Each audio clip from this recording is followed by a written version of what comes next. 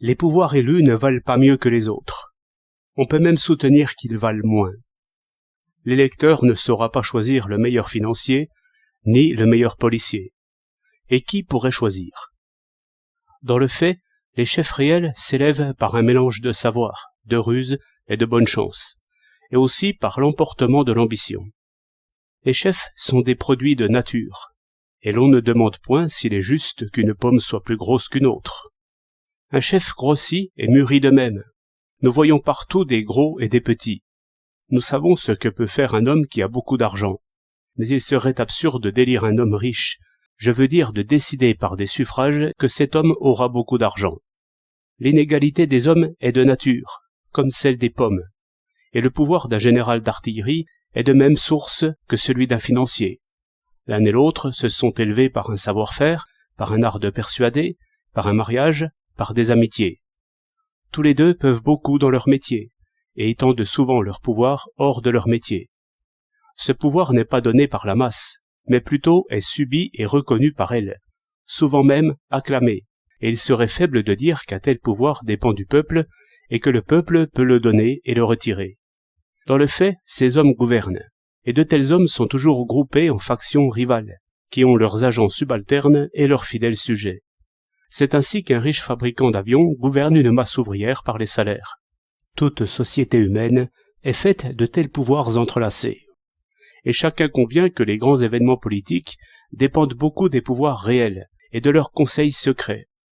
Il y a une élite et une pensée d'élite, d'où dépendent trop souvent les lois, les impôts, la marche de la justice et surtout la paix et la guerre, grave question en tous les temps, et aujourd'hui suprême question, puisque toutes les familles y sont tragiquement intéressées. Or, ce qu'il y a de neuf dans la politique, ce que l'on désigne du nom de démocratie, c'est l'organisation de la résistance contre ces redoutables pouvoirs. Et, comme on ne peut assembler tout un peuple pour décider si les pouvoirs abusent ou non, cette résistance concertée se fait par représentants élus. Ainsi, l'opinion commune trouve passage, et tant que les représentants sont fidèles et incorruptibles, cela suffit. Le propre des assemblées délibérantes, c'est qu'elles ne peuvent se substituer au pouvoir, ni choisir les pouvoirs, mais qu'elles peuvent refuser obéissance au nom du peuple.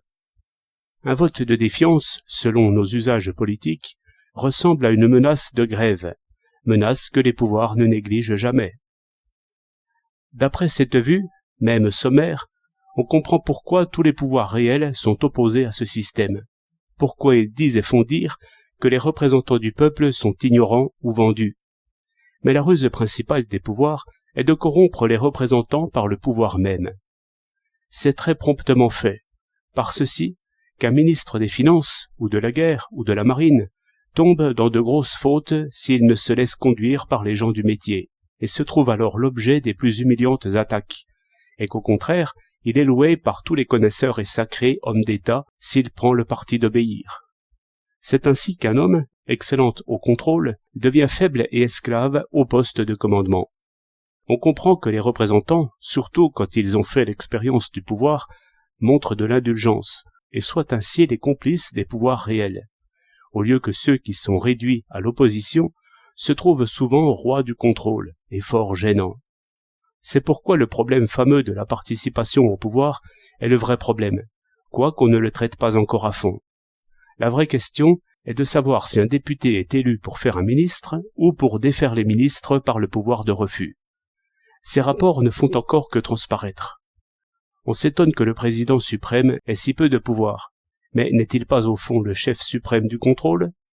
Ce serait alors un grand et beau pouvoir, devant lequel tous les pouvoirs trembleraient. Ces choses s'éclairciront, en dépit des noms anciens, qui obscurcissent tout.